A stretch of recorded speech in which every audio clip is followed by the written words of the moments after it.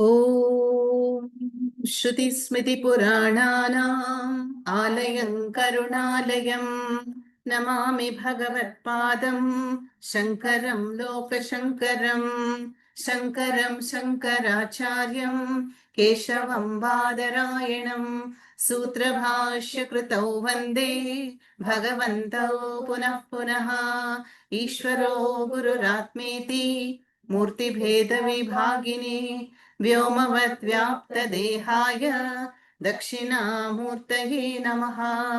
सदाशिवसमारम्भां शङ्कराचार्यमध्यमाम् अस्मदाचार्यपर्यन्तां वन्दे गुरुपरम्पराम्।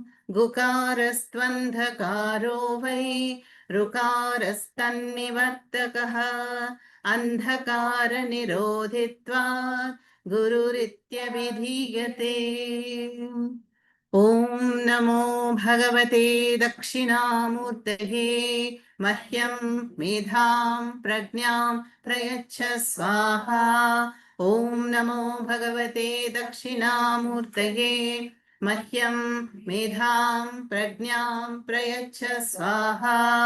ॐ नमो भगवते दक्षिणामूर्तये मह्यं मेधां प्रज्ञां प्रयच्छ स्वाहा।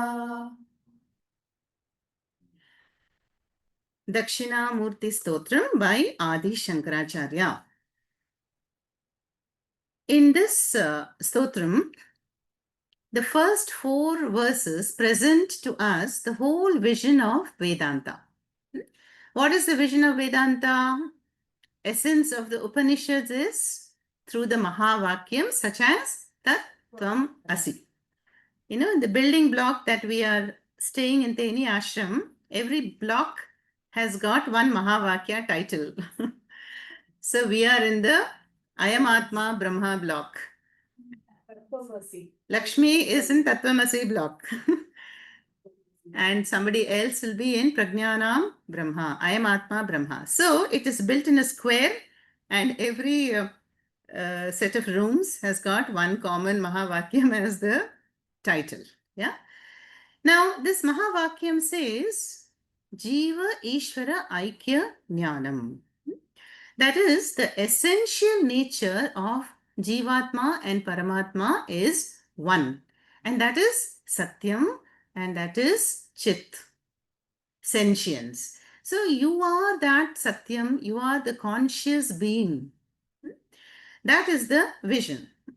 And the whole world is dependent on that I, Sat Chit I. So the world arises in me, is sustained by me, and folds back into me. There is a mantra in the Taittiriya Upanishad. Yato va imani bhutani jayante yena jatani jivanti yam prayantyabhisamvishanti. That is that source from which the whole Jagat, everything has streamed forth. That which sustains what has emerged and that into which all will return is Satchit Ananda Atma Brahma. And that is your true nature. This is the vision of the Upanishads. Then we saw Shankaracharya gave us in the very first verse the example of the Swapna Drishtanta. That is the dream example. Now, the dream originated from the mind of the waker. The mind is the source. Then what sustains the dream? Dreams usually last for 2-3 minutes. What sustains the dream? The same mind of the waker. And what will the dream go back into? The mind of the waker. There's only one source. Yeah, that is what the dream shows us. That Jagat Karanam Brahma, that is the source of the entire creation, which sustains it, into which everything will return, that is your true nature. Just as a dream is born of the mind, sustained by the mind, and will return to the mind. So we have given all these Pauranika names for these principles. No, Jagat Karta is Brahmadev. No, and the Srishti, one who sustains it, is Mahavishnu, and Rudra is the one who withdraws it. but there is one name. All the three rolled into one is Ishvaraha. And who is Ishvaraha? Is that Brahma, consciousness, endowed with the Maya Shakti. We have seen even Saundari Lahiri, the very first shloka says that without Shakti, Shiva cannot do anything. Spandanam api na bhavati. So that Brahma, Jagat Karanam, is you, essentially. That is, we take the Lakshyartha, the implied meaning. So, Acharya is making us aware of our true nature as that Sakshi, as the Satyam, non-negatable Satyam, as the Chit, sentient conscious being. But what happens under the spell of avidya? No, are we claiming our true nature? No. Under the spell of avidya, this is unacceptable. No, I identify myself with anatma, bodies, right? So that is the spell of avidya. So that Jiva's talked about, the one who is unaware of the true higher nature is really asleep. And who will wake up that Jiva?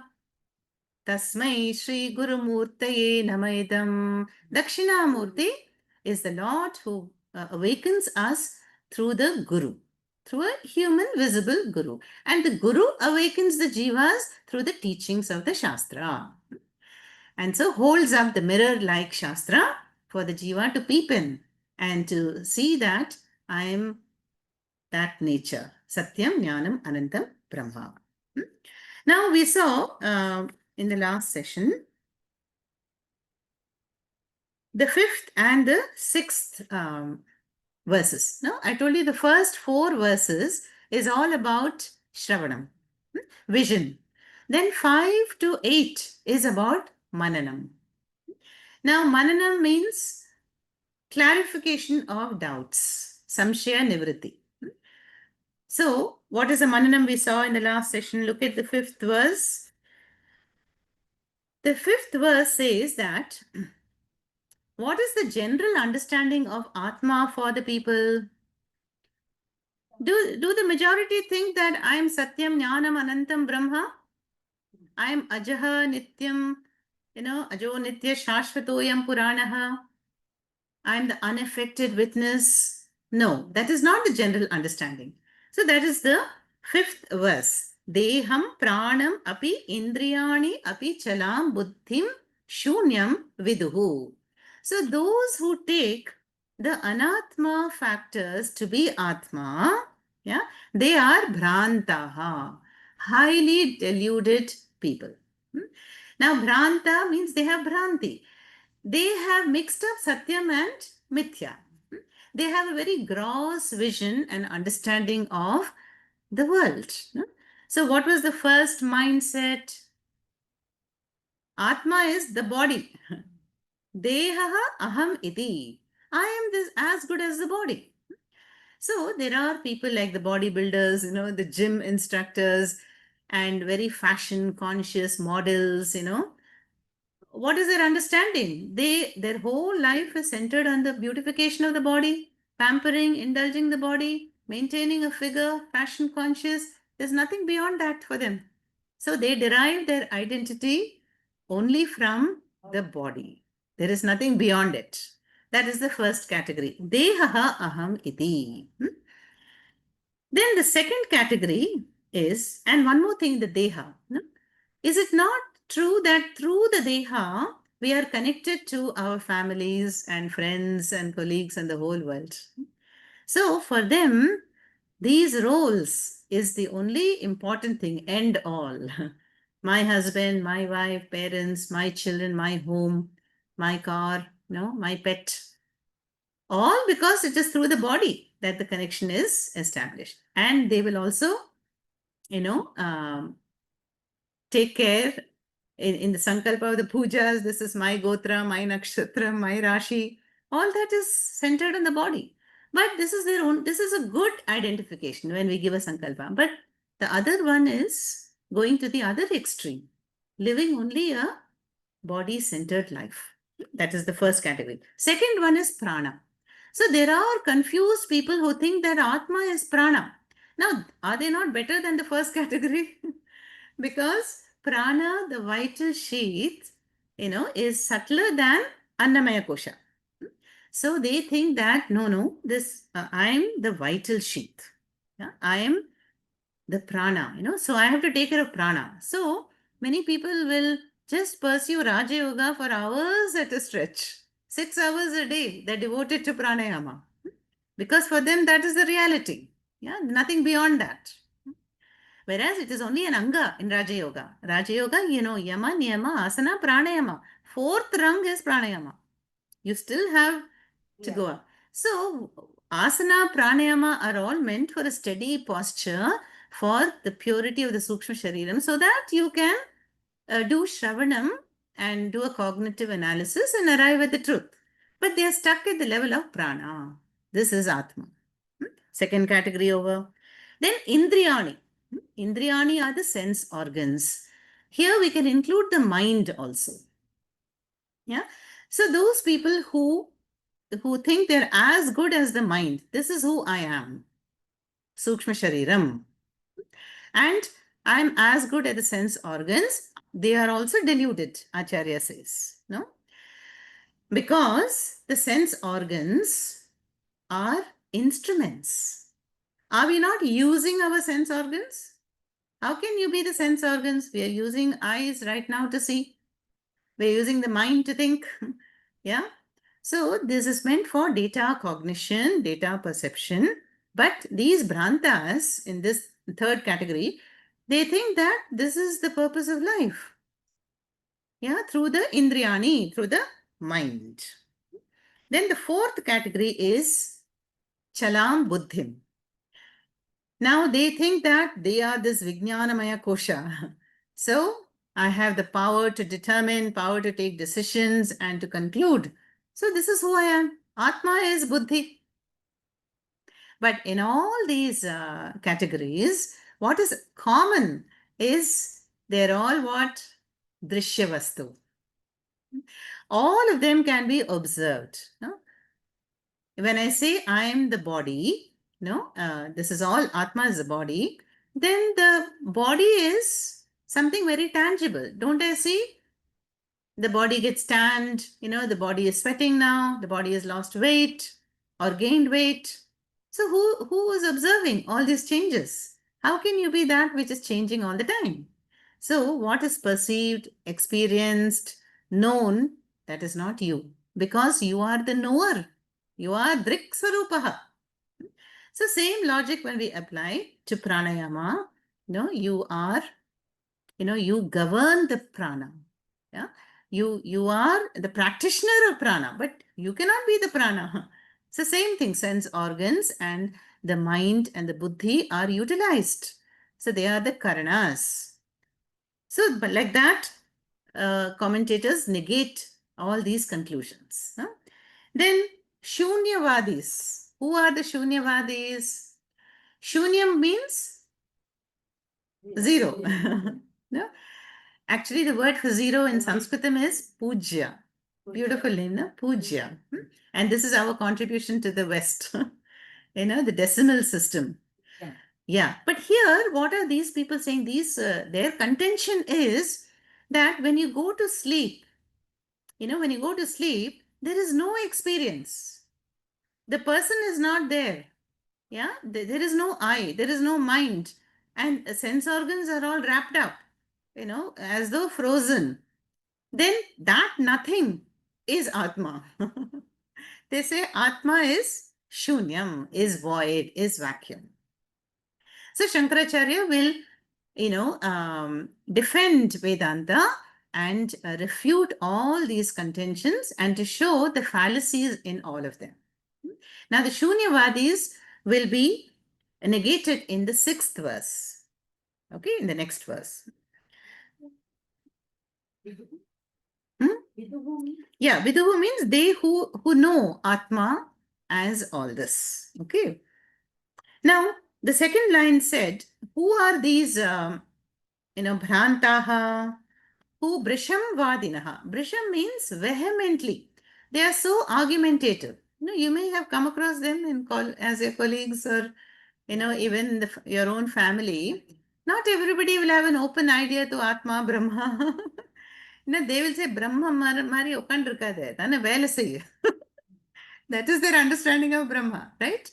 But there are people, and we cannot compel them to come to a Gita class or to a camp, because they are not ready for it yet.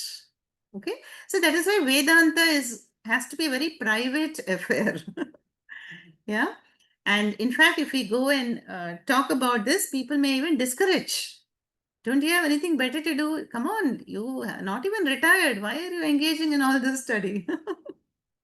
I remember in my 20s, when I went to a yatra to all the Char Dhams with the yoga group. When I came back, all the neighbors came home and they said, "What happened, Kanna? Why did you go? Something the problem? I will set it right for you." So if you don't follow the beaten track, people think that something is wrong with you. So this is the nature of the world. So Acharya says, Bhrantaha, they have their own notion about, what is the world, who is the Jiva, who is Ishvara. Then, so they are Bhranta. So we saw Acharya says these are Stri. Stri means those with a Stri Buddhi. Stri Buddhi means those who are emotionally very sensitive. So what happens to an emotionally sensitive person? That emotion will completely overpower the intellect, and we cannot take clear decisions. It's like the mind overpowers the buddhi. The childlike mind is so stubborn, it will not listen to the parent like buddhi. Those are the stris. So I was explaining yesterday, stri does not mean woman, gender. No, there are very strong women, with Purusha Buddhi, male. So in the Shastras, what they call is masculine qualities and feminine qualities. Feminine qualities will be like shyness, tenderness, devotion, while masculine qualities is courage, Viveka, So Viveka and all male names for boys, right? So here there's no gender discrimination, but it's talking about what is the nature of the mind. Is it like, effeminate, like very sensitive and over imagining and attached? Are women more attached or men? Yeah, we have to accept. But at the same time, Puja Swami said, because of the devotional temperament in women, Bhagavan has made them, they are very well qualified for Vedanta. Because there is a capacity to surrender to Ishvara, to accept with an open mind. Whereas you see that lawyer buddhi, when you have too much of a Tarkika buddhi, then you will get into arguments and one cannot accept or surrender. So the point here is the balance is needed. We need the emotion, but we also need the reasoning faculty. There should be a balance. So Sri Buddhi here is out of balance. Then Balaha. Shankaracharya says Balaha are children, like Maya Krishnan. Now, can we ask Maya Krishnan to attend a Vedanta class uh, and ask him to sit and understand Mahavakya Vichara? No. Because children will be body centered. That is the right thing to do. They have to run and play and eat and immature naturally. That is the biological age. No? But Shankaracharya is calling these people like Balaha. Even though they have reached the age of 70, 80, 90, they're asking, what is the purpose of life? I have achieved so many things in life, and yet my mind is not at peace. Then there is something wrong, So physically they have attained a ripe age, but psychologically they are Balaha. No? Then the next category was Andha. The Andhas are blind. Who are really the blind people? Those who lack Viveka, discrimination. Yeah. And further, Shankaracharya adds that Andhaha are those who cannot accept the Shabda Pramana, Shastra Pramana. They will say, oh, your Shastras, how can they reveal who I truly am? So they do not accept. So they are blinded by, by that thought. Yeah. So it is not referring to physical blindness here, but the moha. Yeah, inner blindness. Otherwise, you see, Surdas and all blind by birth or by physical sight is not there, but they are so wise. So here it is meant that that moha, the delusion, that is the absence of viveka. Then jada. Jada is inert, dull, correct. No? So those people where there is more tamas, more tamas, they will have a closed mind. They cannot be open to, Atma, Brahma, Tattvam, because there is a lot of tamas there. So Acharya says that these are all the prantas, no? Then such people, who will destroy their confusion? Yes, the third line, Maya Shakti Vilasa Kalpita Maha Vyamoha Samharine Tasmai Shri Guru Murtaye Namaidam Shri Dakshina Murtaye. Idam Namaha. My salutation to the Lord Dakshinamurti, who is the Samhara Karta of the Mahavyamoha, great delusion, which is Kalpita, created by Vilasa, the play of Maya. See that long line? Maya Shakti Vilasa Kalpita Mahavyamoha Samharine. It's not just ordinary moha. It is the great delusion, Atma, Anatma, confusion and mix-up. And that is caused, Kalpita, by the Maya, Avidya Maya. Avidya Maya is self-ignorance. No? There is a veil and I'm ignorant of my true nature. Okay.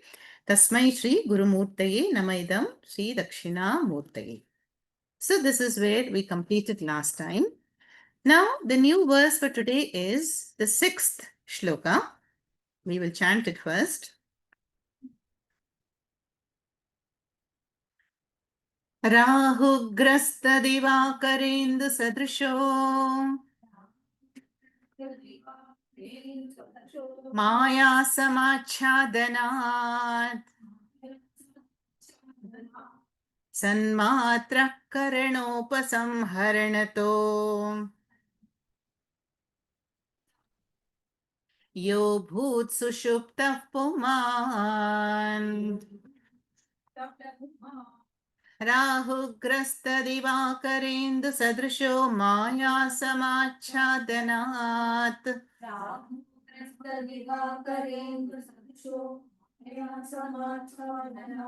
Sanmatrah Karanopasambharanato Yo Bhut Sushuptah Puman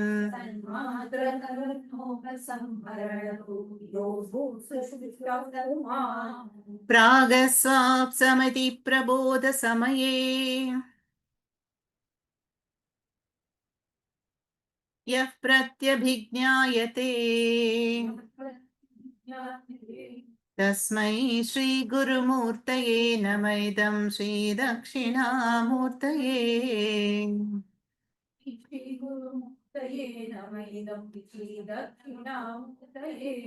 Together.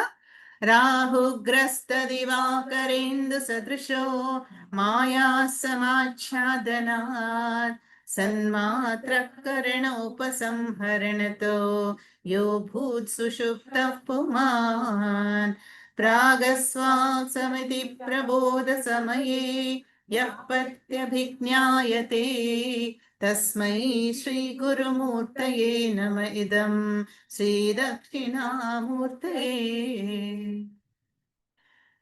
Acharya says, Rahu Grasta Divakara Indu Sadrishaha Maya Samachhadanat Sanmatraha Karana Upasamharanataha Yaha Abhut Sushuptaha Puman Pragasvapsam iti Prabodh समये यह प्रत्यभिज्ञायते तस्मै श्री गुरुमूर्तये नम idam Shri दक्षिणा मूर्तये. Now, as I told you, Acharya in the previous verse, gave the examples of Stri, Balaha, Andhaha, Jadaha for those, the Bhrantas who take the body, the prana, the organs and the buddhi as Atma. Now, what was left there? The Shunyavadis. We did not negate. So, this verse 6 is going to refute the Shunyavadis. Shunyavadis are, a branch of the Buddhist, philosophy who say that Atma is Shunyam. Like when we come into the Kutiram in the morning, let us say nobody is there. So, we would say, oh, there is nobody here and there is nothing here. The Kutiram was empty, suppose you say. Is that correct? No, I am. Space. Yes. So, a gross person will say it's empty. No? But a student of Vedanta will say space is there. Tasmat brahmanah akasha sambhutah akashad vayuhu vayoragnihi agnirapah adhyah prithivya oshadaya oshadhibhyo annam annat purushah. So we have seen this many times, the emergence of the tanmatras. What is the subtlemost element? Akasha. And Akasha, space, just because it is not perceived by the naked eye, it is not nothing. It is a karyam. It is a effect. It is a product. Like right now, I can estimate the space with the mind, no? About 8 meters. So, space is a thing. And from space, Vayu is born. From Vayu, Agni, Agnehe, Apaha, and so on. So, it from the subtlemost, it becomes the grossest. And so, these Shunyavadis, what do they say? They say that when one is asleep, in deep sleep, what experience is there in deep sleep? No experience. Why? Because in deep sleep, the mind has withdrawn. Correct. Mind is withdrawn into the Karana Shariram. Now, the physical body anyway got switched off in the dream state. No? Waking state, we are fully aware. The physical body is active, the mind is active, and we are engaged in Vyavahara, Abhishekam, Puja, Gomata, Ganga. We have done a lot of activities today. Breakfast, all with the Stula Shariram and mind. And then still more to go before we close the day with prayers and fall asleep. Then in the dream state, the physical body will be inactive, but the mind is still active. Some of you said you're not able to sleep because the mind is active. Yeah. So the mind is still thinking, oh, I should not have done this. I should have done this. So, going over the day. So the in the mind is very active. So the Atma can shine through the mind. And then you can have dream experiences. Yeah. Now, then after some time, one gets tired of dreaming also. Dreaming also, we are experiencing sukham and dukham. So the mind will get tired and then we just drop off to sleep. So when that's going to happen, we do not know. Yeah, but that's a great blessing. So then the mind has retreated into the causal state. Then even the mind is not available. Then without the mind, how can there be activity? There cannot be a dream. A physical activity anyway is cancelled. I mean, people may kick in the bed, but that is more of an impulsive action or snoring. Physiological actions will be there. Prana continues, but it's raining. But, but we can say that in the deep sleep state, there is no experience. Because there is no mind. Without the mind, I am not there, you are not there, he, she, it is not there, and we are all one. No? But there is no experience. So the Shunyavadis say, then Atma is Shunyam. Atma is nothing. And that is what the Atma is their contention. Okay. So now, what is Shankaracharya going to say? No, Atma is not Shunyam. Atma is Sanmatraha. Comes in this shloka. Now, look at the second line. Sanmatraha karana upasamharataha yaha abhut sushuptaha puman. Now, Puman means the person, the Purusha. Purusha is not man, but a being, a person. So, yaha Puman sushuptaha abhut. The one who is in sushupti avastha and gone to sleep, yeah. Then what about all the karanas? What happens to the karanas? Upasamharataha. All the karanas are withdrawn. Upasamharataha. Because there is no mind. You can add the mind also there. Karana, manas, upasamharanataha. But what is there? Sanmatraha eva. Sanmatraha means sat, satmatra. Sadeva. So that's sat. Now what is sat? Sat is short for satyam. Then what is satyam?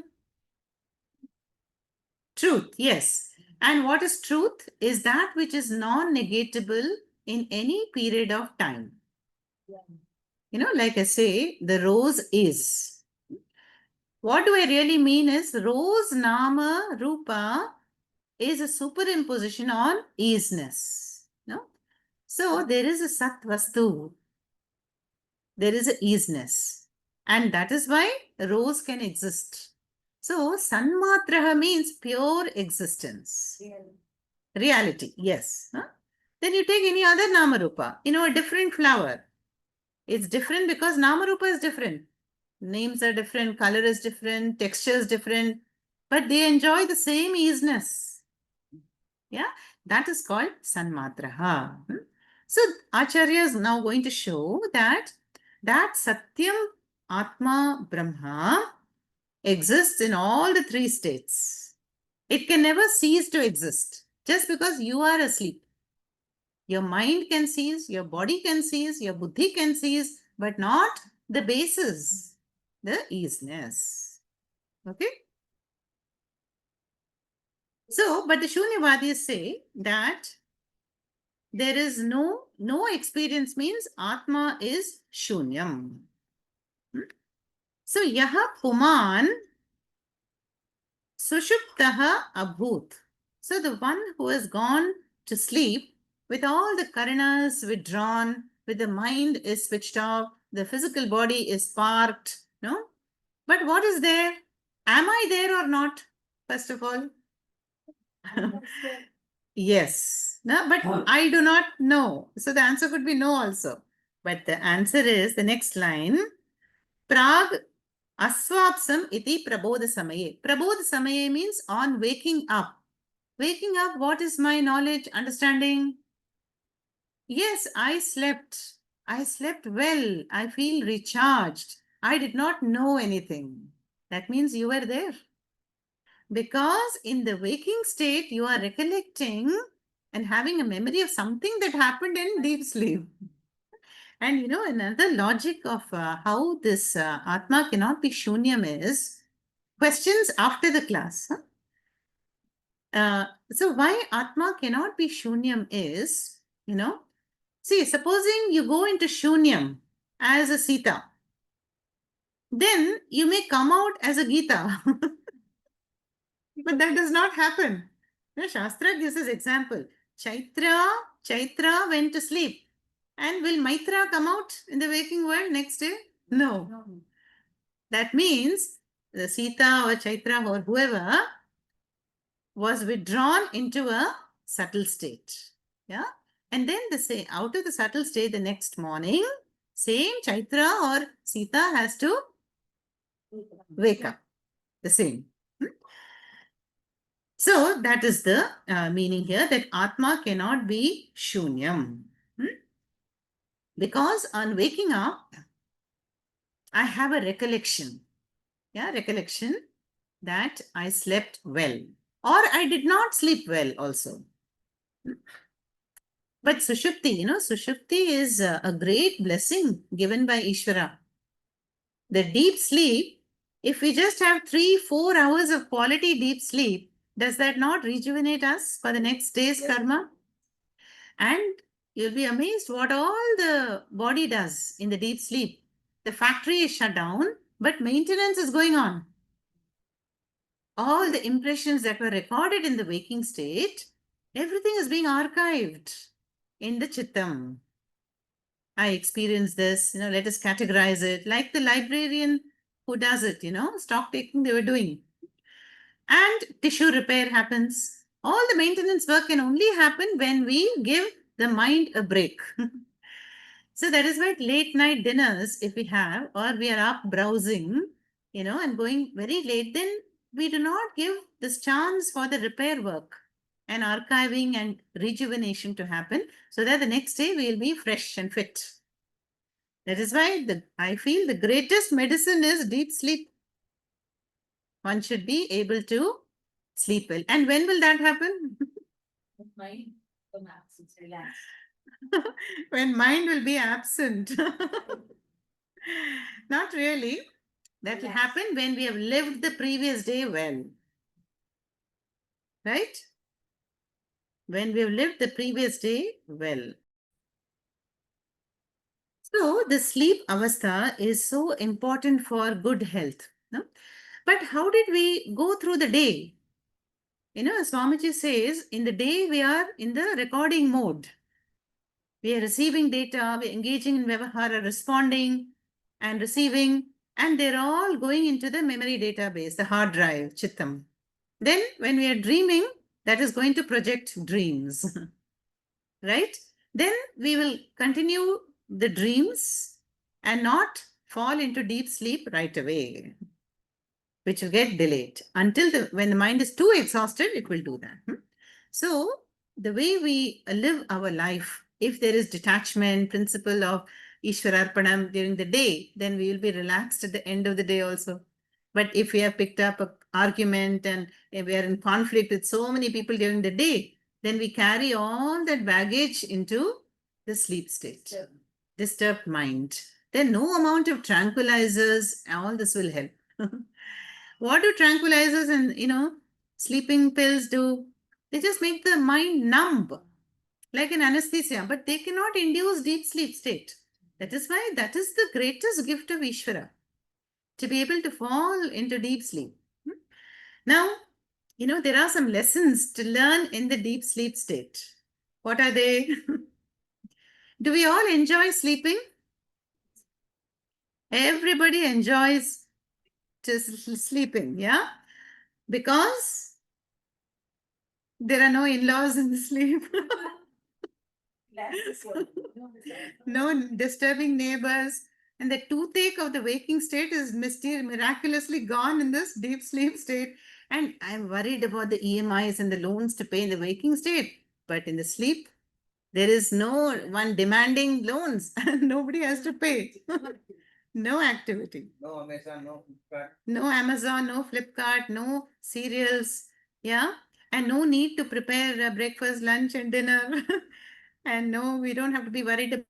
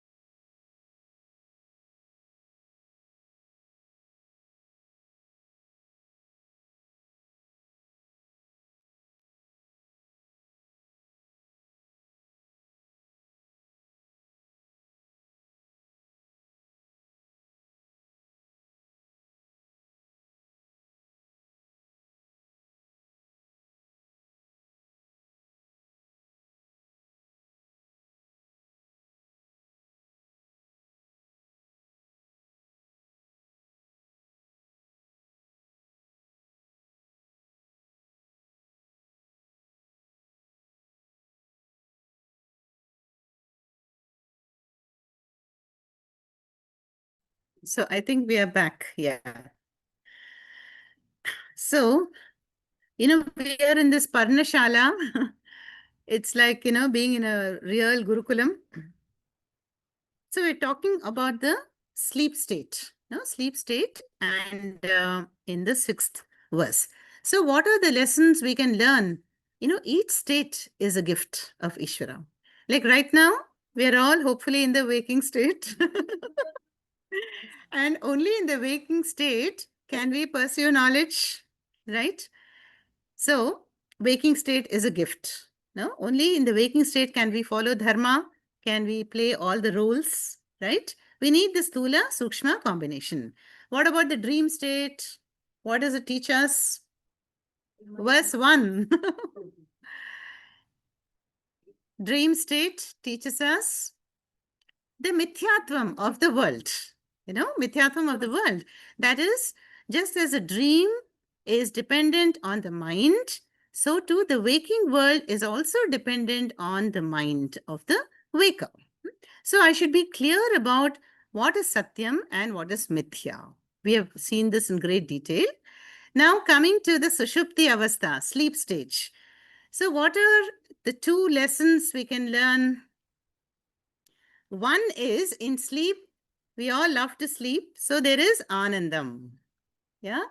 So now, if we want moksha, shall we just continue to sleep? Remain asleep? Can we do that? No. Right? So,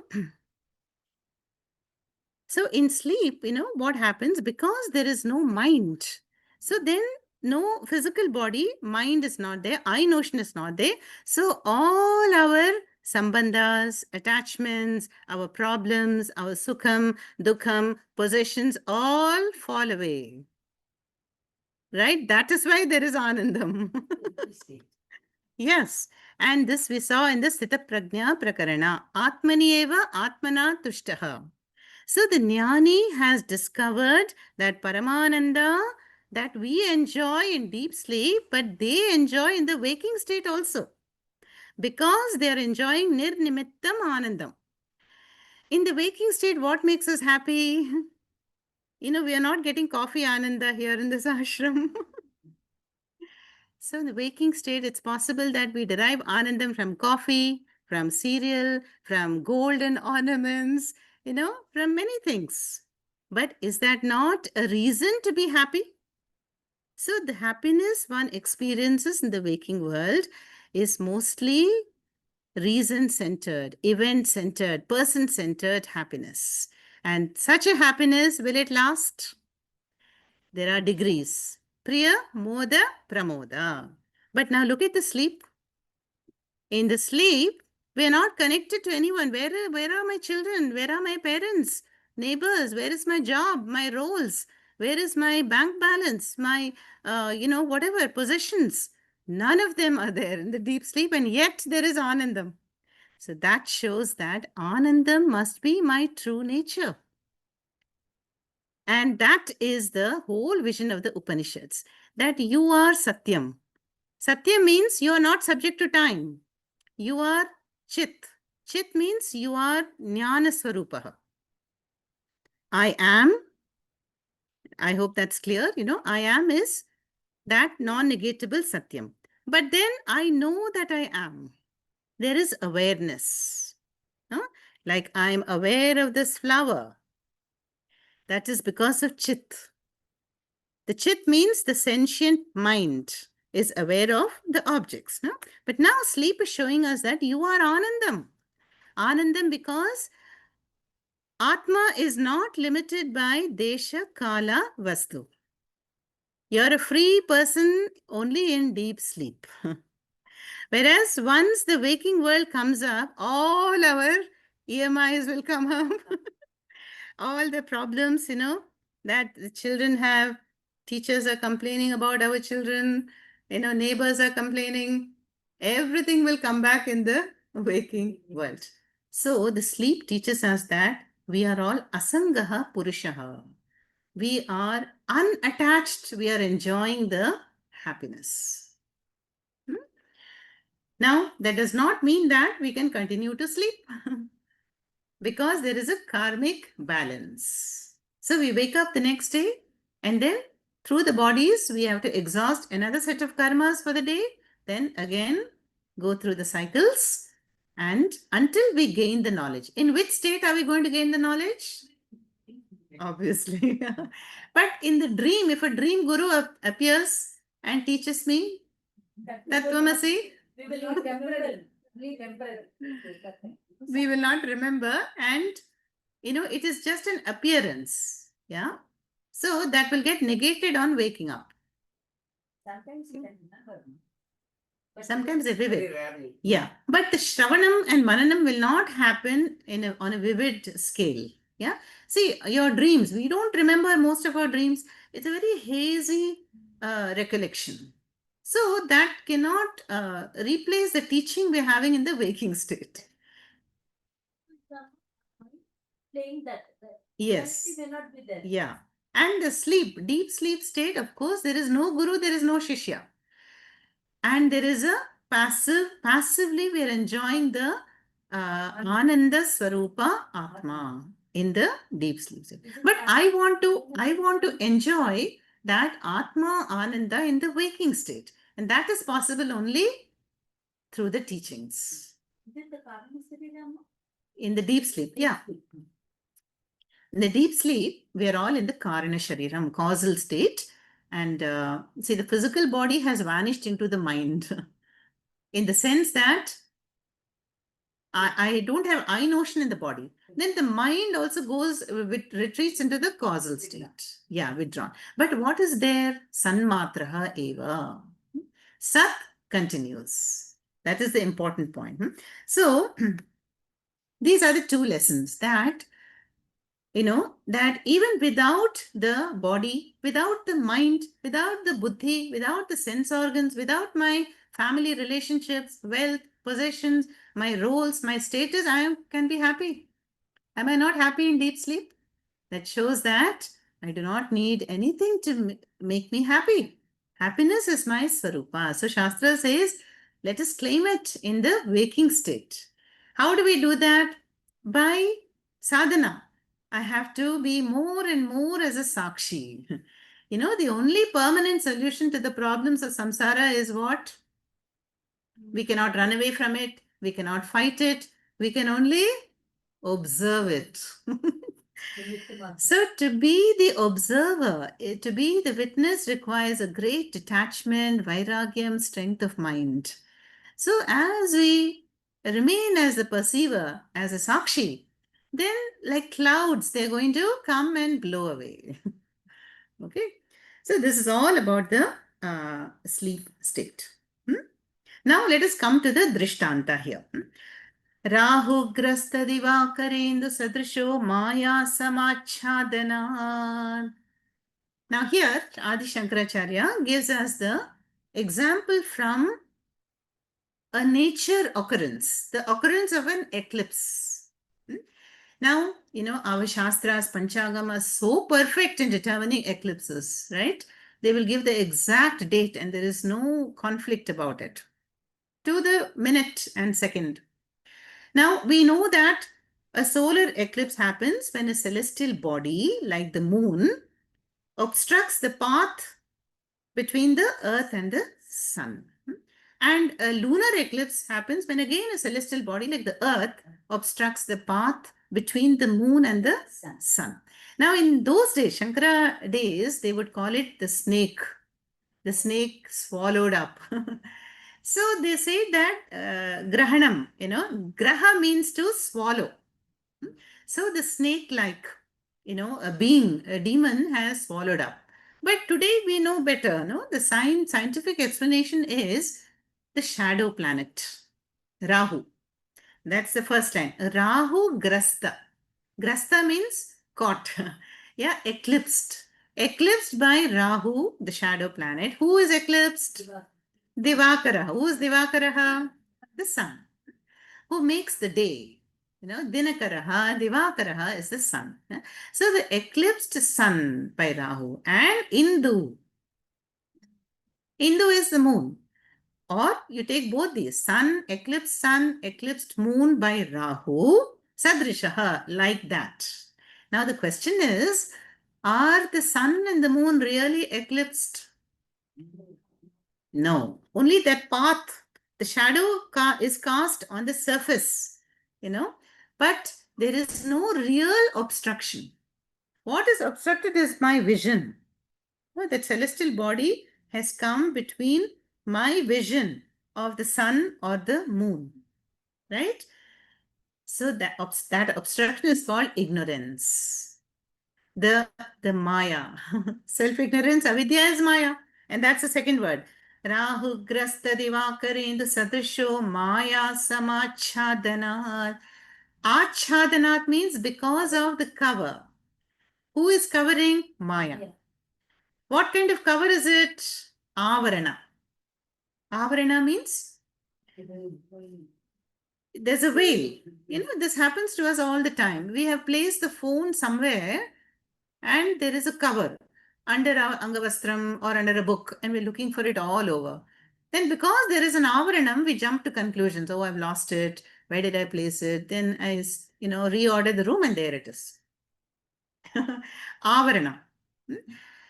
So here also the same thing. So here by these examples, Acharya is showing that it is as though the Atma is there. The Atma sun is as though eclipsed and covered by the veil of Maya. That Sanmatraha referring to Atma. Okay. Now the sun, the sun can never be eclipsed. In fact, does the sun rise and set? No. Sun is stationary. Earth. So what we see is not what is really there. There is no dome-shaped sky and there is no blue sky, right? And there is no stationary table also. Everything looks very stable, but everything is spinning. There's intense molecular atomic movement and there is no real rising, setting of the sun, no? So there is no real eclipsing. The Atma sun cannot be covered. It is as though covered. Because I am ignorant. That is, the mind is ignorant. So that is the eclipse talked about here. Rahu grasta divakarendra sadrisha. Sadrisha means like. That is the drishtanta. So Atma is Maya samachhadanat, just like Rahu has covered the Divakara and Indu. And this happens in the Sushupti Avastha. Yaha Sushuptaha Abhut Puman. So the one who is a sleeper, who is blissfully, ignorantly asleep, it is as though the Maya, ignorance, has covered the Sanmatraha. Sanmatraha is there very much, but we are ignorant of it because there is a avidya Maya. Okay? But then praga swapsam iti prabodh samaye yah pratyabhijnayate. Pratyabhijnayate means yah, the one who wakes up the next morning says aham sukham aswapsam kinchidapi na avidesham. That is, I did not know anything. I slept well. That means Sanmatra was there. Yeah. But since the mind was not available, we could not know. Only through the mind we can know. Right? We can know objects. Like right now, we can hear, we can see, taste, touch, because the mind is active. But if the mind is not there, then Atma cannot light the mind and the mind cannot function and do the various activities. But the point here is Atma there or not in the deep sleep? Yes. And that is why verse 6 is negating the Shunyavadi earlier mentioned. Atma cannot be Shunyam. Atma can never cease to exist. Atma simply is. You can say Parnashala is, Mike is, flower is, you are, I am, table is. Look at the commonality. Is. That is the Sattvastu, pure existence. Whereas the Namarupas are changing. Yeah? Flower, mic, water, table, all these are changing. So, unto that Dakshinamurti, the Guru Murti, who is really that Sanmatra, the Sanmatra that continues even in the deep sleep state, Idam Namaha. That is the shloka here. Swamiji will always say, Atma is like this. Atma has no eyelids. It cannot go to sleep. It does not dream. It does not wake up. It does not change. It is the Avasthatraya Sakshi. This is called Alupta Drik. Alupta means the seer without eyelids. If you have eyelids, you're going to close the eyes. But no, Atma is, another comparison Swamiji will give is Atma is like the burqa clad lady. The burqa clad lady can see everything outside, but nobody can see her behind the veil.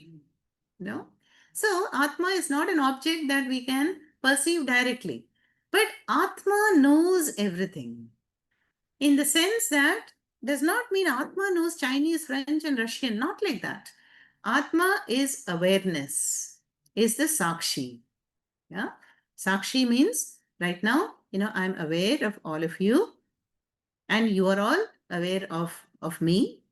But I am aware that I do not speak Russian, and you may not speak Tamil, but there is that same awareness in you that knows both, right? What you know and what you don't know. That is the Sakshi. And the Sakshi is Akarta Abhokta. Supposing I am going to make a mistake. Will the Sakshi interfere and say, no, I know you're going to make a mistake. Don't do that. No. It is like the light. It's like the sun. It will only permit everything. In the light of the Sakshi, Rajas, Tamas, Sattva, everything is there. Okay? But at the level of the mind, I have to pay attention. Yeah? What am I going to do? What should I not do? What is nimittam, nitya, naimittika karmas? That is the whole teaching. Yeah? Let's chant this one more time. 6th shloka. राहुग्रस्तदिवाकरेन्दु सदृशो माया समाच्छादनात् सन्मात्रः करणोपसंहरणतो यो भूत्सुषुप्तः पुमान् प्रागस्वाप्समिति प्रबोधसमये यः प्रत्यभिज्ञायते तस्मै श्रीगुरुमूर्तये नम इदं श्रीदक्षिणामूर्तये. Now let's go to the 7th shloka. बाल्यादिष्वपि जाग्रदादिषु तथा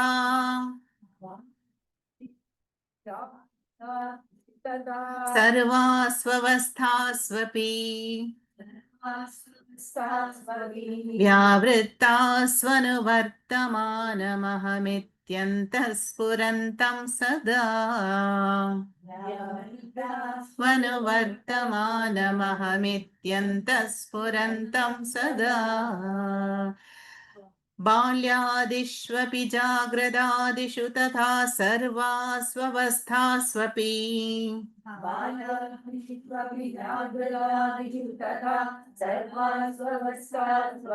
व्यावृत्तास्वनुवर्तमानमहमित्यन्तः स्फुरन्तं सदा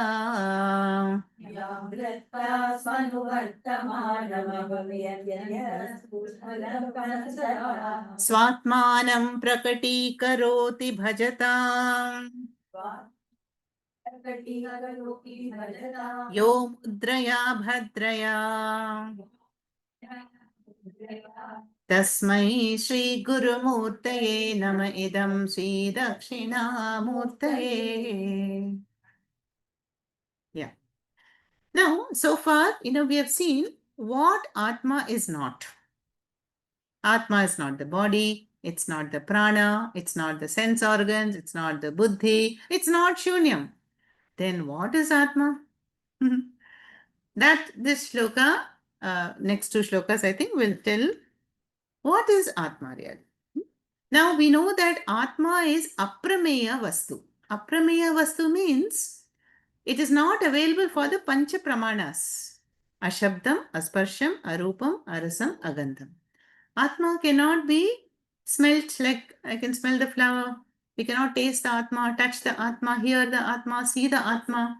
Not available. Aprameya. Then how to know it? Shraddhavan labate jnanam. So we have to know the Atma through the subtle sattvic mind. So when the mind becomes so sattvic and stable and steady and calm like the lake, then we can see the bottom of the lake. But when mind is turbulent, then we cannot glimpse the Atma.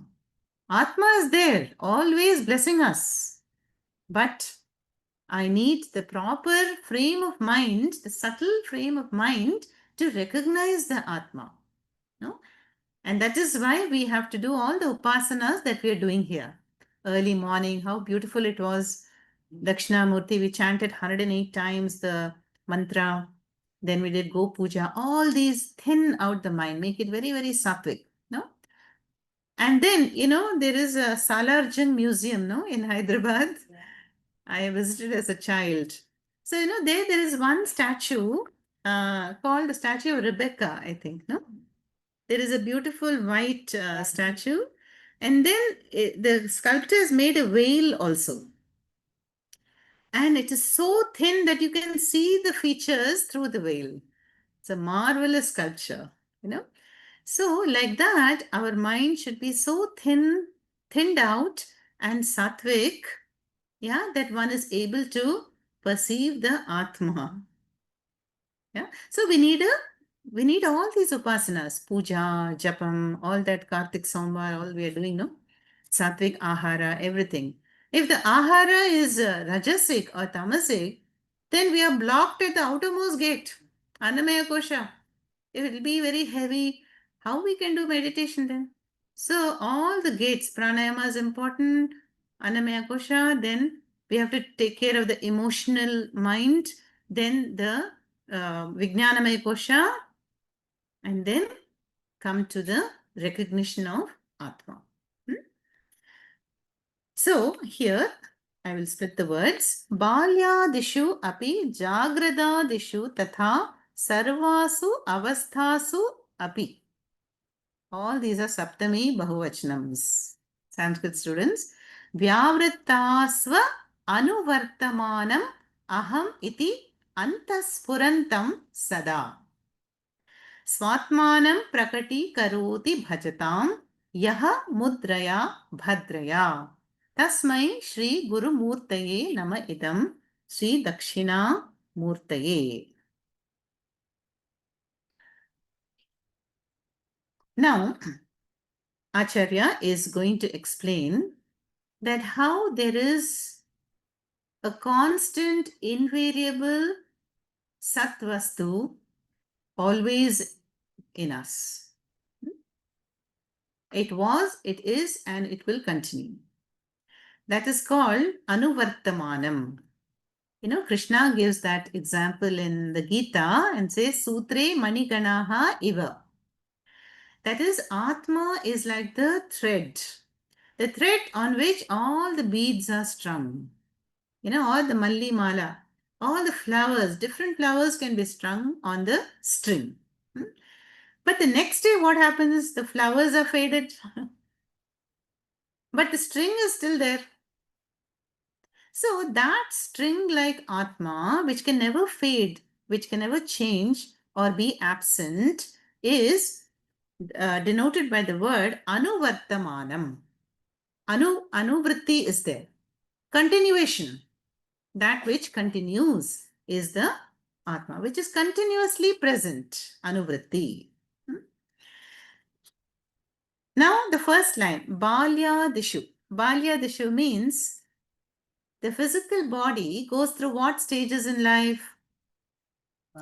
Balya Avastha, Kaumaram, then Yauvanam, then Vriddha Avastha, and so on. And of course, nowadays we have senior citizens, super senior citizens, octogenarians, Like that, so many divisions we have. Shastra will give only Balyam is childhood. No? Shankaracharya also in one of the texts he says, how wonderful is the childhood. No care, no worries.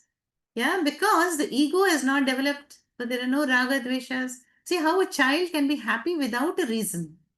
That is the glory of Balya Avastha. Na? But then the Balya Avastha will be promoted to Kumara Avastha. No? Kumara Avastha also, one is very free. One thinks one is free to do anything. To drive and to smoke, all that freedom one is going to enjoy as a turbulent teenager. Very turbulent for whom? For the parents. Kaumaram. But I always tell if the parents have studied the Bhagavad Gita and they find it difficult to manage their responsibilities and do Shastra Shravanam, but then they cannot handle that phase. Very difficult. So, one has to study the Shastra, the earlier the better. If we postpone all this for after retirement, when the faculties are weak, we can't even sit straight, back pain is there, knee pain is there. How are we going to grasp that tattvam? No? That is the advantage of youth, Swami Omkarananda would say we should teach all this at the childhood itself.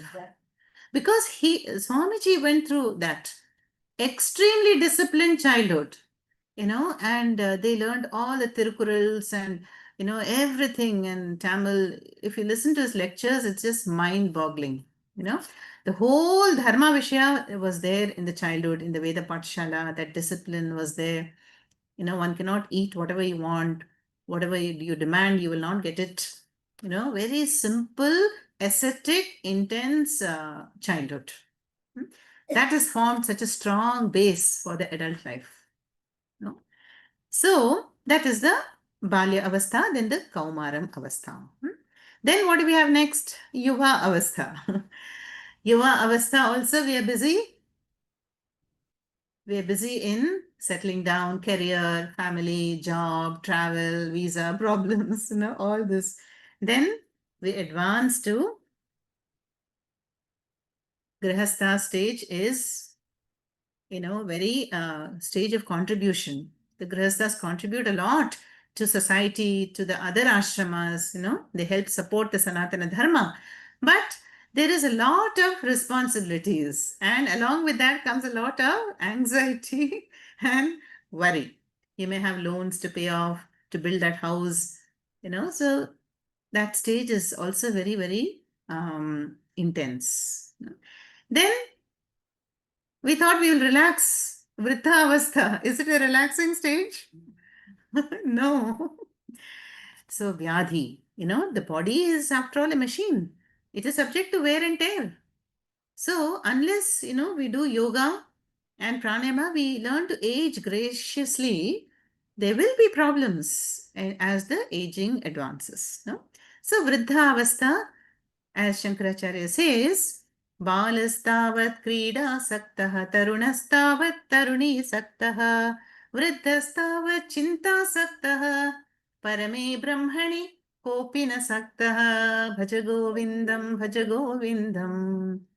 Swamiji would have many visitors. Puja Swamiji would say, Swamiji, right now, I've got my second daughters to get married.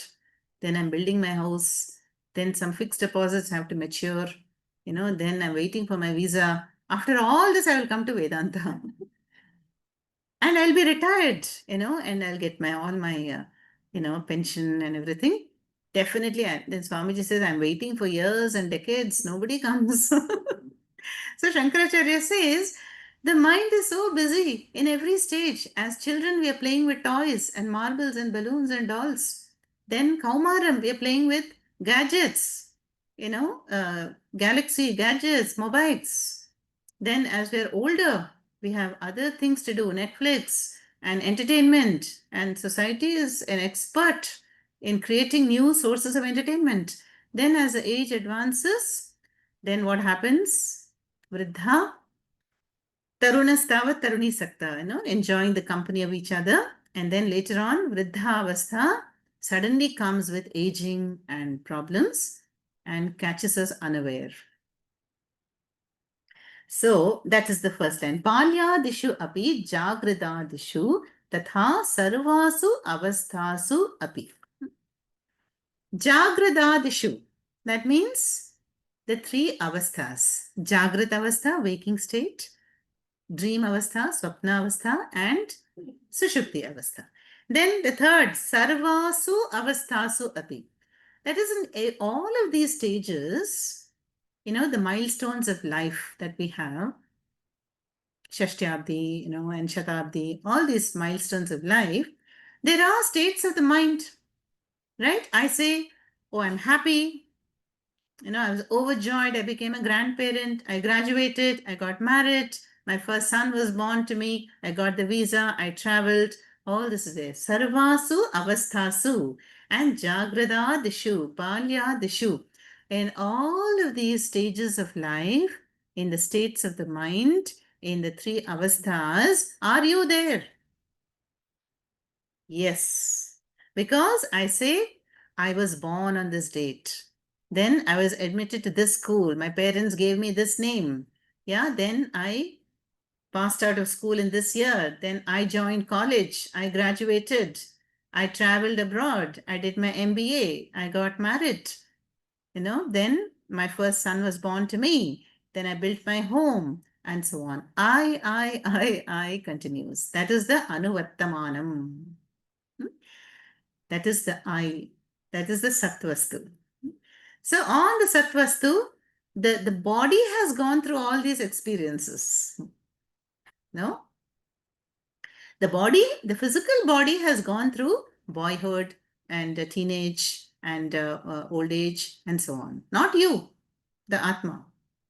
You are the witness. You are the perceiver of all the experiences that happen to the body. That is, that is what is a driving point here. But I think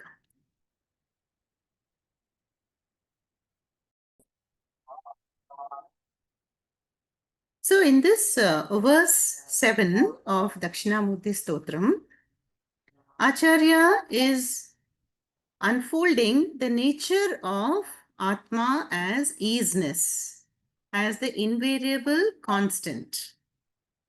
The invariable constant, which is the common denominator for all the states of the mind and the three avasthas and the stages of life.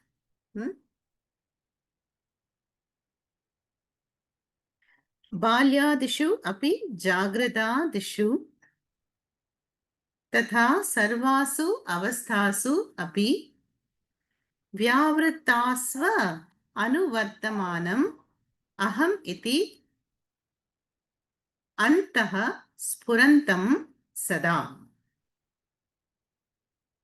Now, in all these stages we saw, no? Balya avastha, Kaumaram, Yauvanam, Vriddhavastha, and in Jagrat, Swapna, Sushupti, or in just a state of the mind, when I'm unemployed, employed, when I'm a parent or married, marital status.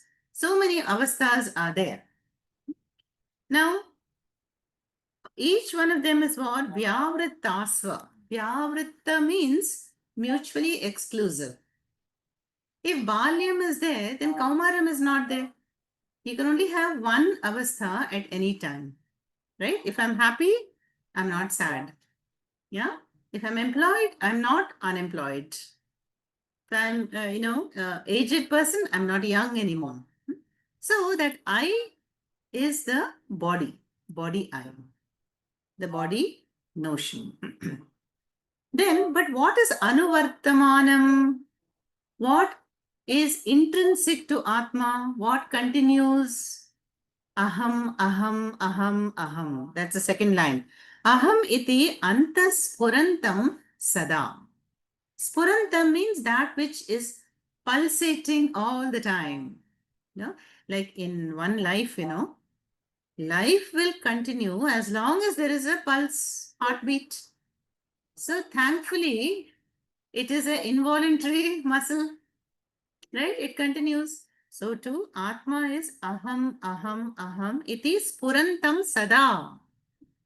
So there is that sense of awareness, Sakshi, simply continues without any breaks. Yeah. And that is why, we can negate a lot of things in life. Like we were not always married, or a parent, or a grandparent, or a senior citizen. It gets negated. The waking state negates the dream and deep sleep. Deep sleep negates the other two. They're all mutually exclusive. Yeah. But what is non-negatable, common denominator across the stages and avasthas? Atma. And that is mentioned here.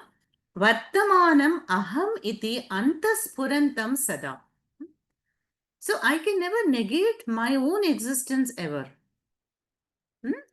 So when I say I am so and so, I am a professor, I am retired, I am a parent, I am a grandparent, I am female, I am Hindu, I am Indian.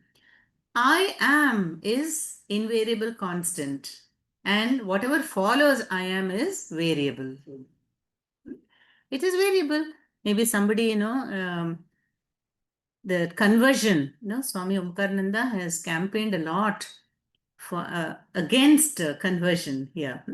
So Hindus can get converted to Christians, even that is changeable.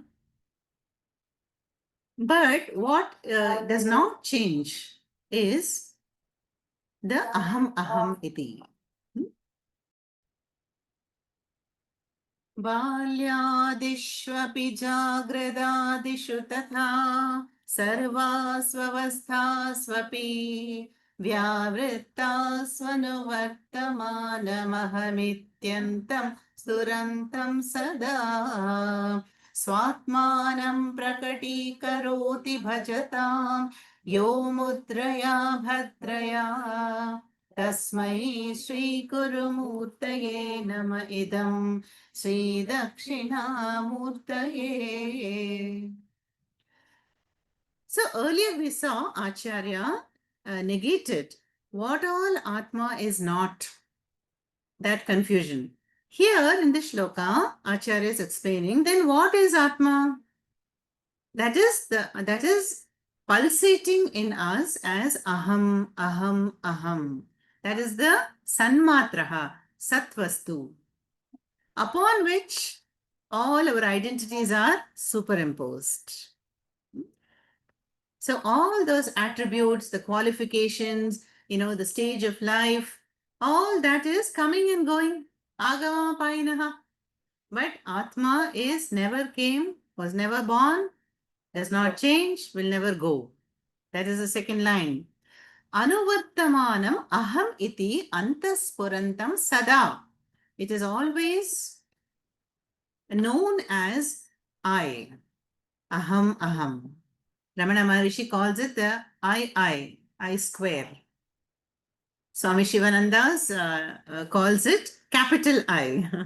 Whereas the small I is the I that we place in that which is temporary, like the body. I'm tall, I'm fair, I'm dark, I'm Hindu. So the Stula Shariram and the mind I is temporary, but this Atma I is Sada Spurantam. It can never cease in any stage. So the first line we saw that in all these stages and milestones of life, it has its own challenges, challenges, difficulties, and joys. Yeah, but they're all like the movie. The movie will have a fair element of romance, suspense, tragedy, comedy. Everything will be there, right? But is the screen affected? No. No. But the screen is needed to project the movie, right? Yes. Without a screen, you cannot have the movie. No? Movie is mithya, screen is satyam. So without Atma Tattvam, you cannot have life, you cannot have the world, you cannot have bodies. But all of them are dependent on Atma, but Atma can independently exist. It continues in deep sleep. Where is the world in deep sleep? Vanished into the causal state, but Atma is there. Where is the gross body in the dream state? It's inactive on the bed, but mind is there. And Atma is there. Atma lights up the mind. So all these shlokas are doing that viveka, discriminative analysis between Atma and Anatma to show that you are Satyam Atma. And that which comes and goes is Anatma, Mithya. The first two lines are clear. Vyavrittasva anuvartamanam aham iti antas purantam sada. Now, when somebody asks me to introduce oneself, how would you introduce yourself? I'm so and so. I'm Uma. Now, that is a transactional body-centered identity. We have Aadhaar card, PAN card to prove that. Yeah. But here, Shastra says, can we just say I am? That's it, period. I am. Yeah. That is Atma identity. Atma am. Now, we are not going to go, when we go to the airport, we're not going to say, I'm Sachidananda, let me go through the customs. We have to show our identity card and then introduce ourselves properly. I'm so and so, native of this country. Look, I have this visa. And that is the awareness. Yeah, awareness of that Vyavaharika I and the Paramarthika I. So the Vyavaharika I is supported and blessed by the Paramarthika I. But we want to be constantly aware and in touch with the Paramarthika I, because that is the source of all blessing. Then Vyavaharika I, what use is the Vyavaharika I? To transact in the world, for role playing. Role playing to perform our duties, to do Shravanam, Mananam, Nididhyasnam, all I need the Vyavaharika centered I. And so, so I have to know the Paramarthika I through the Vyavaharika I. Yeah? I have to know that which is beyond the mind, but I have to use the mind. Uddharet Atmana Atmanam Atmanam Avasadhet. Gita says you have to lift yourself by your own mind till you can see that which is beyond the mind also.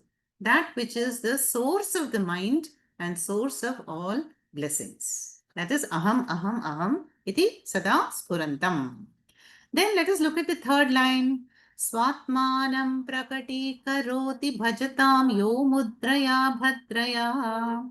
Yaha prakati karoti. The one who does prakatanam, reveals, unfolds. Unfolds what? Swatmanam.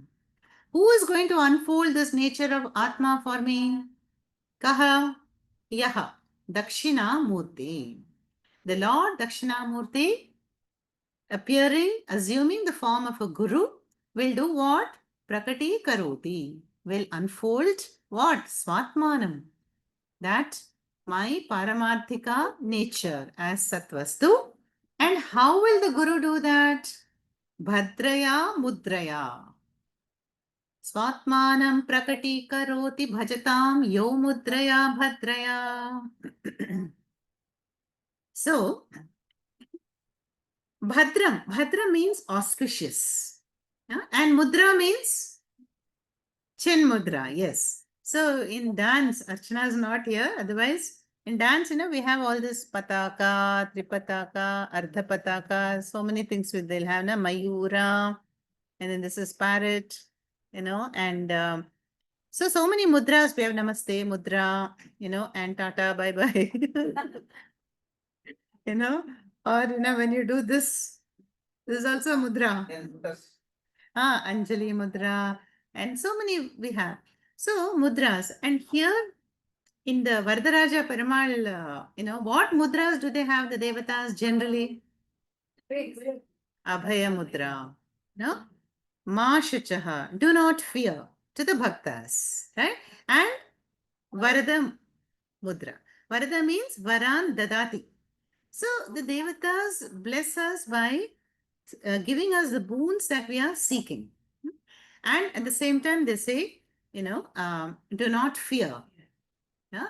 That is the Abhaya Mudra. Now, but what is the mudra for Dakshinamurti? It is not Abhaya Mudra or Varada Mudra. It is only Chin Mudra. So this is called Jnana Mudra. Now, why do we have all the different mudras? Because there are different classes of devotees. Needs are different. And in the Gita, we have seen Chatur Vidha Bhajante Mam Ye Jana Sukritinurjuna Artho Jignyasurartharthi Jnani Cha Bharatarshava. Then Udara Sarva Evaite Jnani Tu Atmaiva Me Matam. Krishna says there are broadly 4 classes of devotees. Artha devotees are the desperate, distressed devotees. They want relief from some health issues or some problem. Like Draupadi sought help, no? Gajendra, they're all Artha Bhaktas, examples, no? Then there are Artharthi Bhaktas who have an ambition. I want to attain this. I want a visa. They'll go to Chilkur Balaji. So like that, if there's an ambition to, excel in something, then you are a Artharthi Bhakta. Then there is a Jignasu Bhakta like us. So the one who is done with seeking in life. I'm in a comfortable position. I have accomplished a good lot. Now I'm curious, who or what is the nature of God? What is the essence of Jiva, Jagat, Ishvara? Who governs everything? Who am I? Jignasu Bhakta. Then finally we have the Jignasu Bhakta matures into the Jnani. And the Jnani has understood the whole vision of Vedanta. Tat Jagat Karanam Brahma Aham Asmi. Is at peace. And he enjoys the happiness which is not centered on anything in life. The Swarupa Shanti, Swarupananda, he enjoys. But for the other classes of devotees, there must be an Ishvara to grant the boons. And that is the Ishvara one prays to. So our devatas in the various temples, they all have this Abhaya Mudra and, Varada Mudra to fulfill the pleas and the pleas of the devotees. So that means what kind of bhakti is that? Sakama bhakti. Sakama bhakti is the bhakti that wants something in order to be happy. Nothing wrong in it, but it is a stage in life. So I pray to Bhagavan, I pray for my family members or whoever it is. I pray during the Corona time. I pray that a good government comes. So many prayers we have, no? So for all that, our devatas will give such mudras. Abhaya mudra will be there, Varada mudra will be there.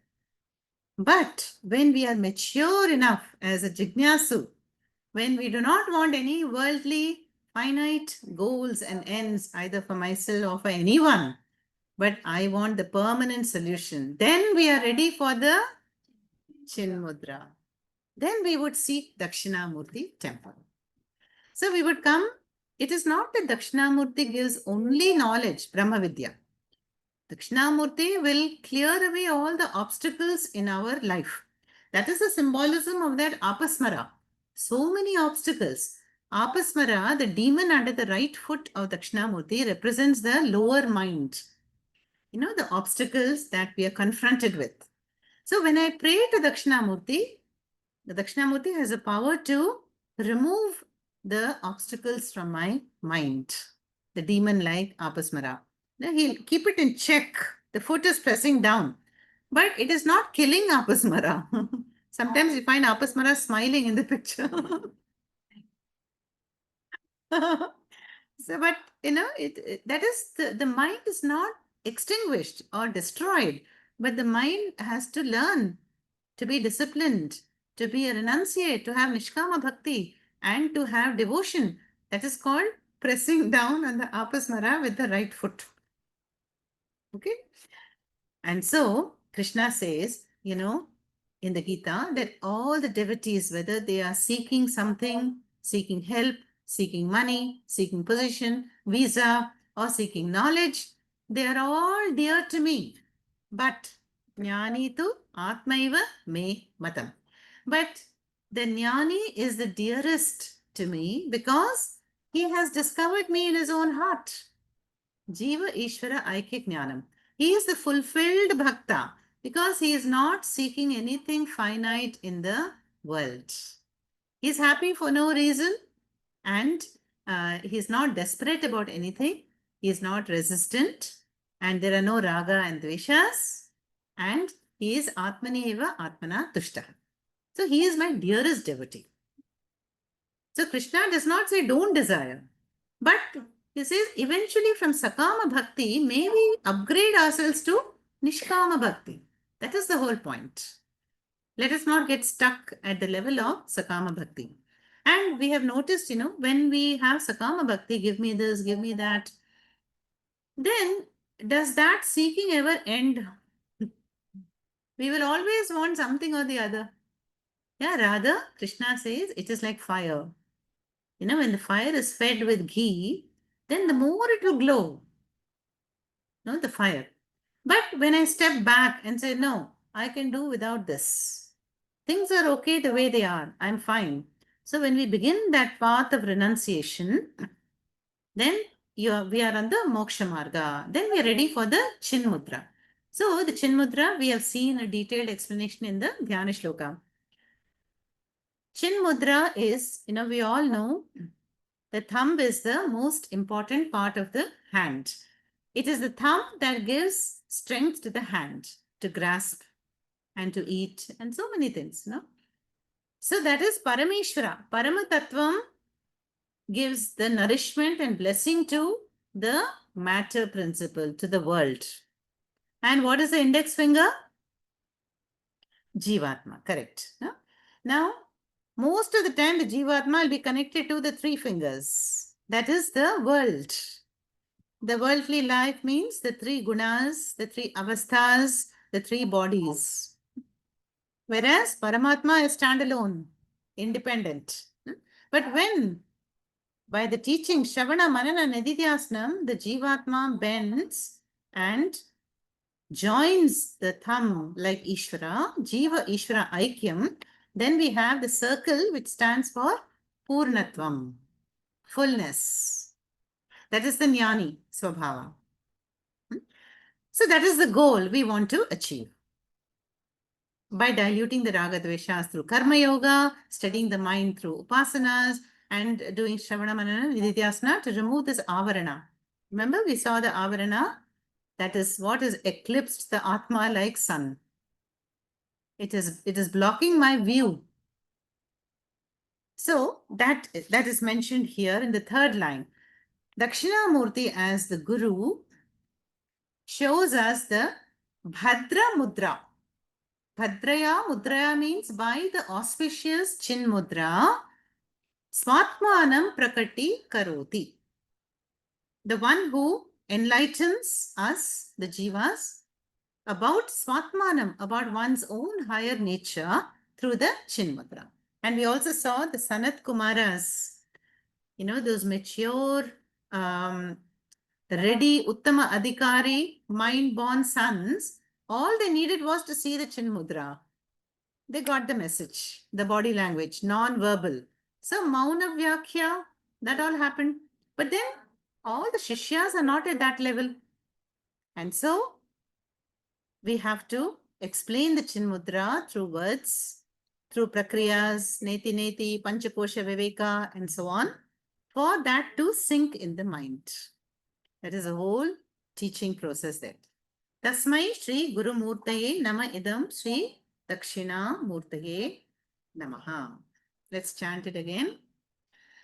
बाल्यादिष्वपि जाग्रदादिषु तथा सर्वास्वस्थास्वपि व्यावृत्ता स्वनुवर्तमानमहमित्यन्तं स्फुरन्तं सदा स्वात्मानं प्रकटीकरोति भजतां यो मुद्रया भद्रया तस्मै श्रीगुरुमूर्तये नम इदं Shri Murtaye. Let us look at the next shloka, number 8. Vishvam pashyati karya karanataya स्वस्वामि सम्बन्धतः शिष्याचार्यतया तथैव पितृपुत्राद्यात्मना भेदतः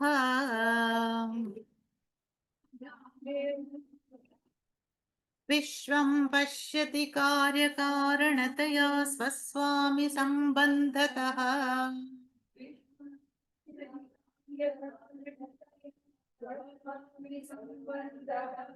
शिष्याचार्यतया तथैव पितृपुत्राद्यात्मना भेदतः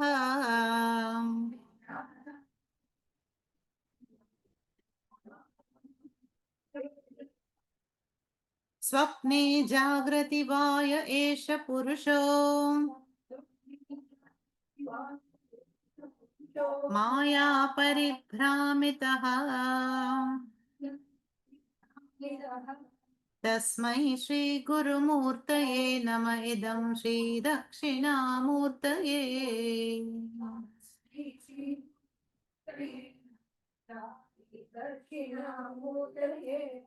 together विश्वं पश्यति कार्यकारणतया स्वस्वामि सम्बन्धतः शिष्याचार्यतया तथैव पितृपुत्राद्यात्मना भेदतः स्वप्ने जाग्रति वाय एष पुरुषो माया परिभ्रामितः तस्मै श्रीगुरुमूर्तये नम इदं श्रीदक्षिणामूर्तये. Now, Vishwam pashyati कार्यकारणतया स्वस्वामी संबंधतः शिष्या आचार्यतया तथा एव पितृपुत्रादि आत्मना भेदतः स्वप्ने जागृति वा यः एषः पुरुषः माया परिभ्रामितः तस्मै श्री गुरुमूर्तये नम इदं श्री दक्षिणामूर्तये. Now Vishwam pashyati. Vishwam is the world, right? The waking world. Now, how do we perceive the waking world? Yeah, through the mind, through all the sense organs. We are perceiving the whole world of plurality. There are names and forms and functions. Nama Rupa Kriyatmakam Mithya Jagat. Pashyati. So the Jiva is a very active Karta Bhokta Jiva. So identified with the I notion, one undertakes Sankalpa and then undertakes activity in the world. Now, so such a person, what will he see in the world? He will see the connection between Karyam and Karana. Okay, Karyam means what? Effect, a product, and Karana its cause. So we will view ourselves as children of our parents. We are Karyam, they are Karanam. Then they are Karyam and their parents are Karanam. So anything in the world is seen as this relationship, no? Cause and effect. Yeah, cause and effect. And then that cause is an effect and which has another cause and so on. No? But where is the beginning? Beginning is causeless cause. We saw that example, no? The cloth, this Angavastram is really Karyam. Then its Karanam is fabric. Then fabric is an effect Karyam. Its Karanam is yarn, thread. Then thread is also a Karyam and its Karanam is fiber. Then you continue this analysis. You'll come to molecular level, atomic level, quark level, particle level, Pancha Tanmatras, and then Brahma in the Srishti. Yeah, the root. That root does not have a cause because it is Satyam. It was never born. It's not created. But it has manifested all these effects. And within the Srishti, we are perceiving only cause-effect relationship. Right? I am the cause, my children are the effect. I am the effect, my parents are the cause. That is one way we perceive the universe. Karya Karanataya. Then another way Acharya says is Swaswa Swa Swami Sambandataha. There is another kind of Sambandha, and that is owner owned. This is my home. This is my body. This is my pet, my car, my role. So that role, body, home, possessions, family, children, they are seen as owned, and I'm the owner. Swa Swami Sambandataha. So Acharya is first explaining what is the general view of the world. This is how we perceive the world. No, we don't see the world as Satchidananda Atma, right? There is a understanding. This is the word. I am the wife of so and so, or husband of so and so, or is a boss, employee, or I am the guru. That is going to come next. Shishya Acharya Taya. So again, when we come to an ashram, we see gurus and Swamiji is teaching. They are in the Vyasapitha as guru, acharya. Then there are shishyas. So we see this duality in the universe. Vishram Pashyati. This is how would be an ordinary perception of life. Then what else? Tatha eva pitra putradi atmanaha bhedataha. Then this is my father, pita, putra, I am the son. This kind of sambandha also we generally see in the world. Relations, relationships, no, role play, and the first two lines are showing that this is our understanding of the world. Now the third line says, this understanding happens in which state of the mind? Waking and dream. In the dream avastha also, we can have a Guru Shishya scene. Dream Guru is teaching dream students in the dream online session or offline session. It's possible. Dream darshanam we are having. It's considered a punyam. Or in the dream, I'm the I'm a baby. I'm born to some parents. It's possible. So Pita Putra Sambandha can happen in the dream. Guru Shishya and this owner owned. All these relationships happen in these two states: waking and dream. Swapne Jagrati va ya eshaha purushaha. Now Acharya says this purushaha, this person who sees only this kind of networking centered on the bodies is what Maya Paribhramitaha is deluded.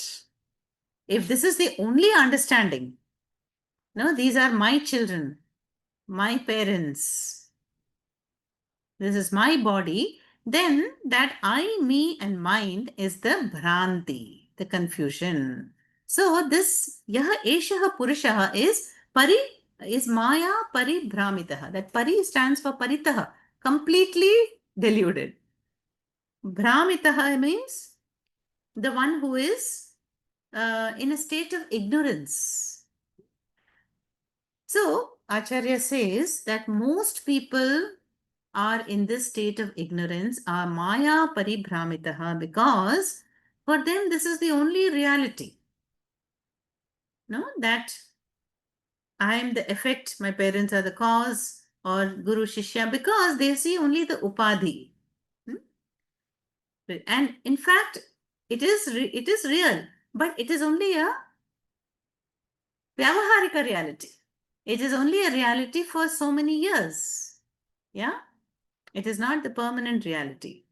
So that is why Swamiji would talk about, may one Ishwarize everything. Yeah. If I can see the parents as gifts of Ishvara, my children as gifts of Ishvara, not as my children, that my is causing the problem. That is being challenged here. Then I'll be a trustee, right? There will be no ownership. Yeah. And then because I have to understand that Everything has manifested by the grace of Ishvara. I am only Nimittam.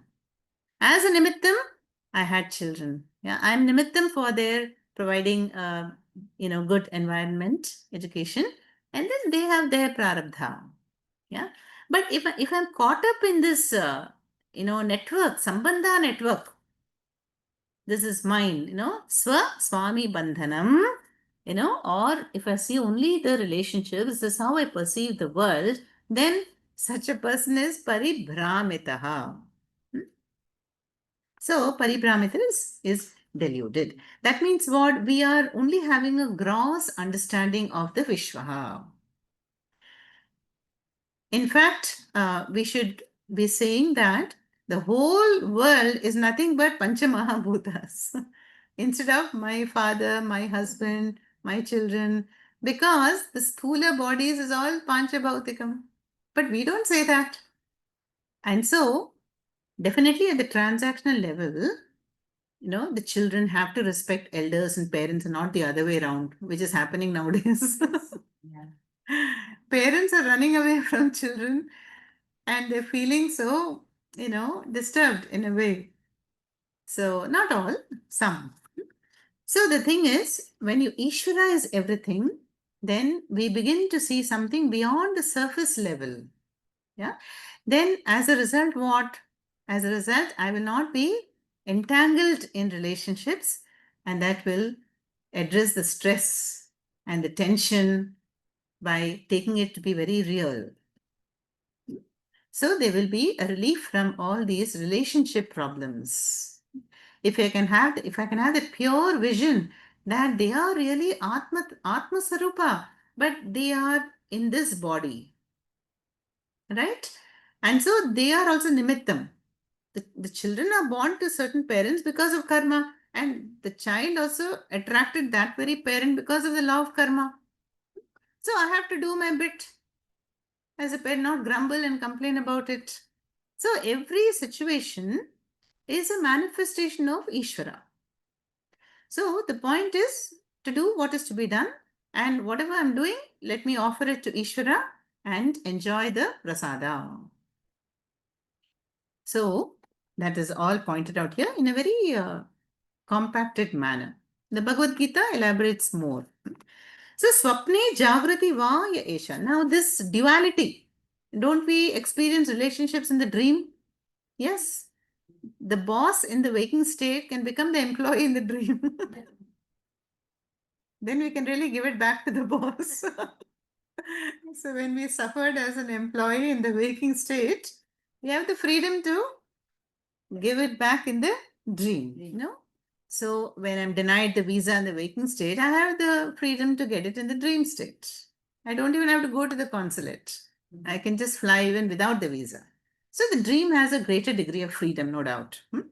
So Tasmai Shri Guru Murtaye Nama Idam Shri Dakshina Murtaye. So actually, Dakshina Murti is this Purushaha, but without attributes, without the Sambandhaha. But the Purushaha not knowing the Atma Dakshinamurti is what Paribhramitaha is deluded. That is the message here. So even this confused and attached Jiva is really manifestation of Ishvaraha. But under the spell of ignorance, under the spell of avidya, we are giving too much importance and reality to the physical world and relationships and my jobs and role playing more than what it deserves. We have to be very careful here. So Swamiji was once asked, how long we have to do our duty towards our children in America. Then Swamiji said, only till they get a good education. That's it. High school, then you're free. But what happens? We are continuously attached, then we get them married, and even then it does not end. We don't come to Shastra Shravanam. Parents will go for the deliveries and then for the Nichitartham and then go on and on prolonging, So that is the delusion. So when will we come to, for my own freedom? No? So that is why, yes, Grihastha stage is important up to a certain time. And after that, we have to be ready for the pre-sannyasa stage, which is the Vanaprastha. This is what we are doing here. Vanaprastha means retiring to a quiet place. It can be a home also, you know, a home, or better in an ashram, where in an undistracted environment we can pursue the higher truth. huh? Otherwise, all these relationships will consume so much of our time. Then we will not have time to do Shravana, Manana, Nididhyasana.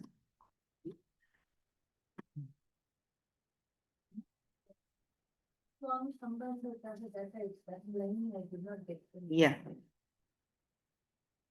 Vishwam Pashyati Karya Karanataya Swami Sambandhata. See, who is the Swami? Swami is the master. And Swa is something that belongs to you. So that which we are seeing the world as I am the owner of something. Owner owned Sambandha is called Swami Sambandha.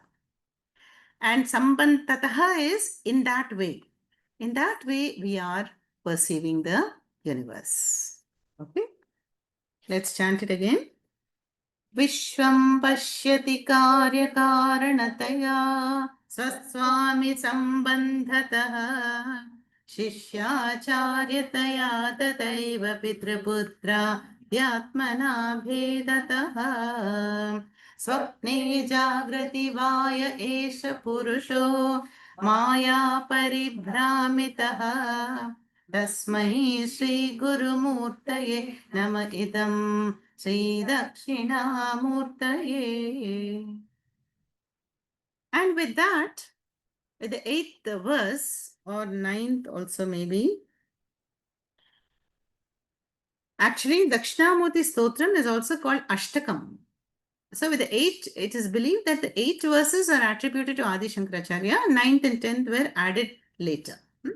Now the 9th shloka is a very beautiful shloka which describes the Vishwarupa Darshanam. That is, how the whole universe, the Jagat, is a cosmic temple. And there we are going to see the symbolism of the Dakshinamurti Murti. No? How the Dakshinamurti Vigraha covers the entire universe. And then finally, the last shloka is a kind of a Phalishruti. What will I gain by all these teachings? All that we've done. The Phalishloka, what is the Siddhis? I will get the Aishwaryam, all that is mentioned here. So Phalasiddhi, Phalishruti is generally added to motivate the people. We're all phalam oriented, right? Unless prasada is offered, children will not come and sit in a class. So we are also somewhat like that. If there is a promised phalam, we will perform that, whatever needs to be done. So that is a kind of Phalishruti there. And so we are going to see the symbolism of Dakshinamurti and the Phalishruti in the next class, which will be the concluding class of today. And today is the also valedictory, and which we will discuss later. Now let's conclude. Om Swasti Prajabhyah Paripalayantam Nyayena Margena Mahim Mahishaha Go Brahmanebhyah Shubhamastu Nityam Loka Samasta Sukhino Bhavantu Kale Varshatu Parjanyaha Prithvi Sasya Shalini Deshoyam Shobharahitaha Brahmana Santu Nirbhayaha सर्वे भवन्तु सुखिनः सर्वे सन्तु निरामयाः सर्वे भद्राणि पश्यन्तु मा कश्चित् दुःखभाग् भवेत् असतो मा सद्गमय तमसो मा ज्योतिर्गमय मृत्योर्मा अमृतङ्गमय ॐ पूर्णमदः पूर्णमिदं पूर्णात् पूर्णमुदच्यते पूर्णस्य पूर्णमादाय पूर्णमेवावशिष्यते. ॐ शान्ति शान्ति शान्तिः. हरिः ॐ श्रीगुरुभ्यो नमः. हरिः ॐ.